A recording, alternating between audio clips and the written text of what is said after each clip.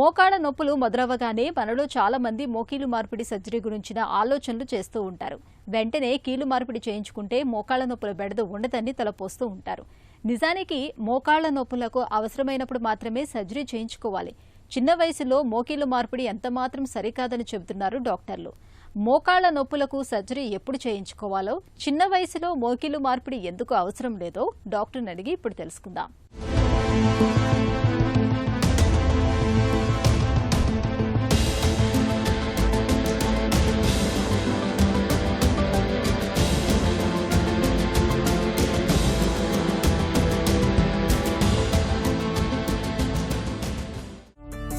మోకాళ్ళ నొప్పులు ఎందుకొస్తాయి?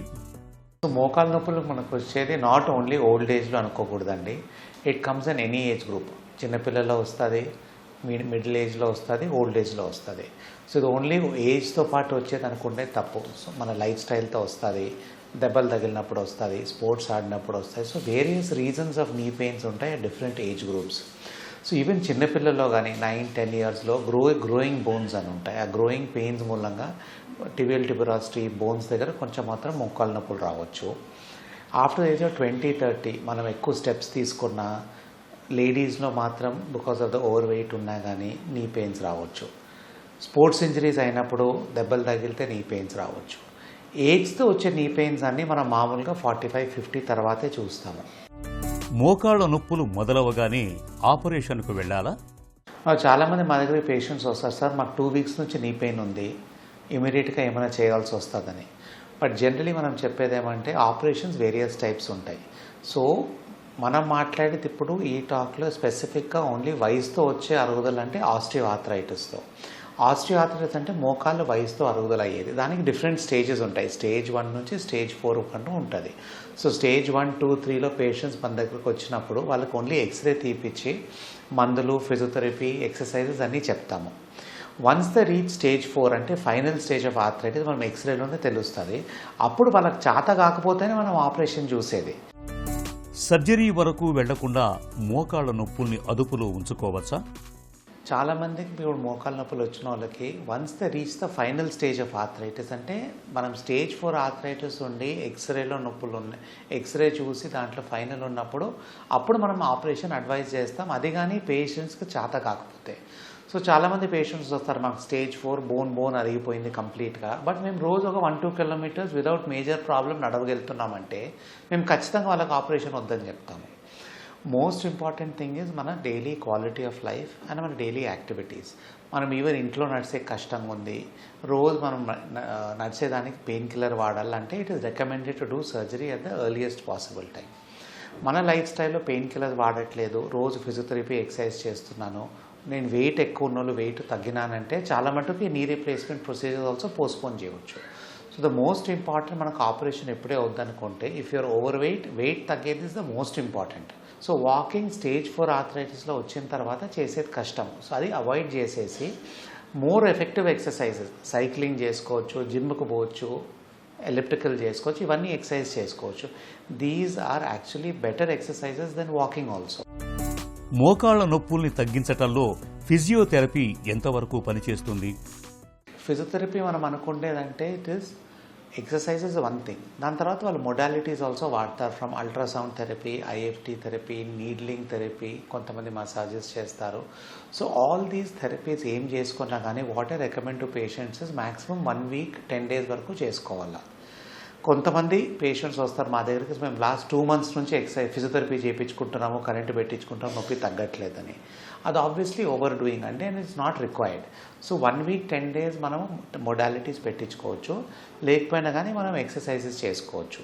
ఎక్సర్సైజ్ మనం ఇంట్లో చేసుకున్నా కానీ చాలా మటుకు పెయిన్స్ తగ్గుతాయి. ఎక్సర్సైజ్ బాగా నేర్చుకొని మనం ఇంట్లో చేసేది చాలా ఇంపార్టెంట్.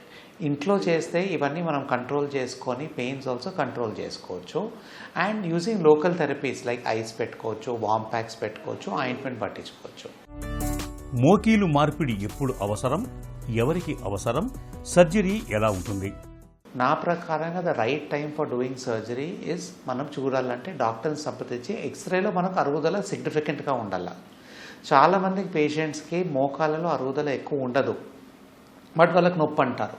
అలాంటి వాళ్ళకి మనం సర్జరీ చేస్తే వాళ్ళ రికవరీ బ్యాడ్ ఉంటుంది. సర్జరీ తర్వాత కానీ మాకు నొప్పులు ఉన్నాయి అంటారు, సర్జరీ చేసినా మాకు నొప్పి తగ్గలే అంటారు. సో ప్రాపర్ అసెస్మెంట్ చాలా ఇంపార్టెంట్. సివియర్ పెయిన్ ఉండినా కానీ మనకి ఎక్స్రేలో అరుగుదల సిగ్నిఫికెంట్గా ఉండాలి. అరుగుదల మన ఎక్స్రేలో కనకపోతే కొన్నిసార్లు ఎంఆర్ఐ అవసరం పడుతుంది. సో పెయిన్ సివియర్ ఉన్నప్పుడు, మనం నడవలేనప్పుడు, ఇంట్లో నడిచి బయట తిరిగేది కానీ మన కష్టంగా ఉన్నప్పుడు మనం ఆపరేషన్ చేయించుకోవాలి.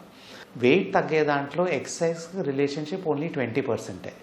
80% మన డైట్తోనే మన వెయిట్ ప్రాబ్లమ్స్ ఉంటాయి. సో సీరియస్ డైటీషియన్ చూసి డైట్ చేసుకొని మనకి ఇంకా ఫాస్టింగ్ అవన్నీ ఒక లిమిట్ వరకు చేసుకోవచ్చు. మనం డైట్ ఆల్సో ప్రోటీన్ ఇంప్రూవ్ చేసుకోవాలా, ఫైబర్ ఇంప్రూవ్ చేసుకోవాలా, కార్బోహైడ్రేట్ తగ్గించుకోవాలి. ఇవన్నీ చేస్తే 40-50 year old ఉండే లేడీస్ ఆర్థరైటిక్స్ అండ్ 55-60 ఉండే మగోళ్ళు విత్ ఓవర్ వెయిట్ ఉన్న వాళ్ళు చాలా మటుకు తగ్గగలుగుతారు. Knee pains at least 5-7 years surgery postpone చేయగలుగుతారు. మోకీలు మార్పిడి తర్వాత కోలుకోవటానికి ఎంతకాలం పడుతుంది? సో మోకాళ్ళ ఆపరేషన్ మనం 2 రకాలుగా చేస్తుంటామండి. We do normal surgery and we do robotic also surgery. So normal surgery ఏమంటే గత 20-30 years నుంచి చేసినట్లు మెకానికల్ ఇన్స్ట్రుమెంట్స్ వాడి నార్మల్ సర్జరీస్ చేస్తుంటాము. వరల్డ్లో this is a very very successful procedure. Results బాగుంటాయి అండ్ పేషెంట్స్ ఆల్సో రికవరీ అయిపోయేది 90% రికవరీ 1 monthలో అయిపోతుంది. లాస్ట్ 5-6 yearsలో we are doing a lot more robotic surgeries. Obviously robotic surgery incision, మామూలు సర్జరీకి ఇన్సిషన్ 2 సేమే ఉంటాయి.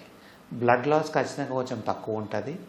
లోపల మనం టిష్యూస్ మనం కట్ చేసేది రోబోటిక్లో తక్కువ ఉంటాయి. సో దాంతో ఏమవుతుందంటే pain post operatively can be little less and recovery also slightly faster ఉంటుంది.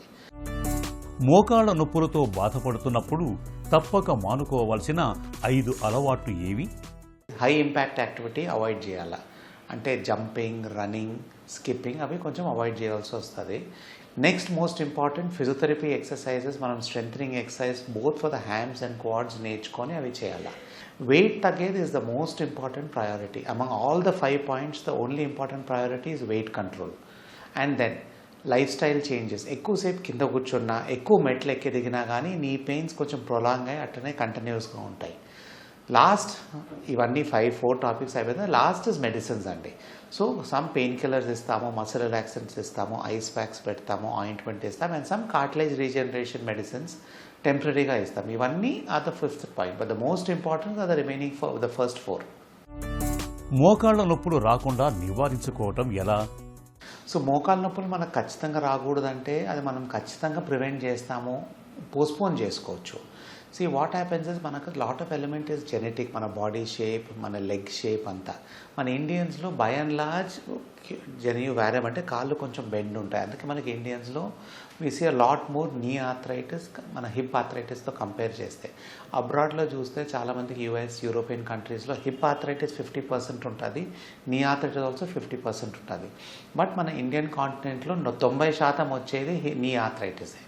ఓన్లీ 5-10% వచ్చేది హిప్ ఆర్థరైటిస్. సో దీని మూలంగా కొన్ని ప్రికాషన్స్ తీసుకుంటే మనం దాన్ని పోస్ట్పోన్ చేయవచ్చు. కానీ కంప్లీట్గా ఏజ్ వరకు మనకు 70-80 వరకు రాకూడదని అయితే there is no major stoppage that we can do. ఇప్పుడు most important is maintaining physical activity. Pain లేనప్పుడు రోజు వాకింగ్ చేసుకోవచ్చు. బట్ వాకింగ్ చేసినప్పుడు try to walk on soft surfaces. Cement road, తార్ రోడ్ మీద విత్ హార్డ్ చెప్పల్స్ వాడితే డెఫినెట్గా నీ మీద లోడ్ ఎక్కువ పడుతుంది. సో ప్రాపర్ ఫుట్వేర్ వేసుకొని, if you cannot find cement, తార్ రోడ్ అవాయిడ్ చేయలేకపోతే దాంట్లో నడవండి. But do walking for half an hour. మిగతా ఎక్సర్సైజ్ కావాలంటే you can do cycling, elliptical అవన్నీ చేసుకోవచ్చు. నెక్స్ట్ ఇంపార్టెంట్లీ మన నీ పెయిన్స్ అవాయిడ్ చేయాలంటే as having a healthy diet. So డయట్లో ప్రాసెస్ ఫుడ్ అవన్నీ డెఫినెట్గా అవాయిడ్ చేయాలా. హెల్తీ మన Indian cook meals, reduced carbohydrate చేసుకొని ప్రోటీన్ పెంచుకుంటే మసిల్ స్ట్రెంత్ ఆల్సో వస్తుంది. నీ ఎక్సర్సైజెస్ అవన్నీ చేసుకోవచ్చు. మోకాళ్ల నొప్పులు బాగా తీవ్రంగా ఉండి లేవడం, కూర్చోవడం వంటి దైనందిన వ్యవహారాలు కష్టతరంగా మారినప్పుడు, అది కూడా మోకీలు బాగా అరిగిపోయినప్పుడు మాత్రమే నీ రీప్లేస్మెంట్ సర్జరీ చేయించుకోవాలి. అప్పుడే సర్జరీ ఫలితాలు బాగుంటాయి. ఇక చిన్న వయసులో మోకీలు మార్పిడి చేయించుకోవడం ఎంత మాత్రం శ్రేయస్కరం కాదు.